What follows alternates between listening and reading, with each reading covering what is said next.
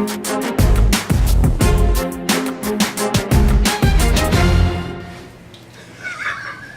the future of recovery, I see it in kind of four strands or four different areas.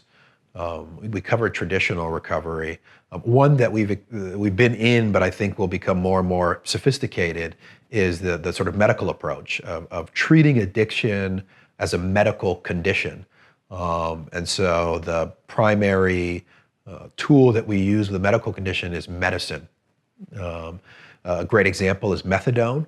And so for opiate addicts, methadone is a substance that's similar to opiates, but it reduces a lot of the harm that comes along with an opiate addiction. So if you're using heroin, you need a drug dealer. You have to break the law.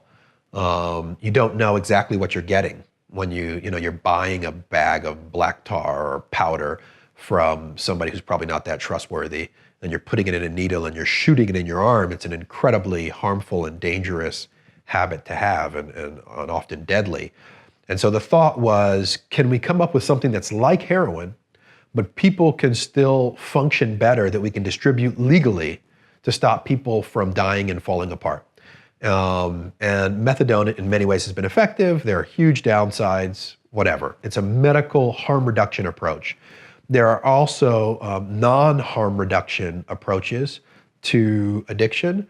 Antabuse is an alcohol deterrent substance. And so if you're taking antabuse and you drink, you violently throw up, and it deters you from drinking without getting you drunk. Vivitrol it's called a blocker. And Vivitrol is a substance that's been around a couple of decades now, not widely publicized enough. But if you're an opiate addict and you're on Vivitrol, then even if you use opiates, you can't get high. It just blocks the effects of drug usage. Actually a great tool in the world of addiction.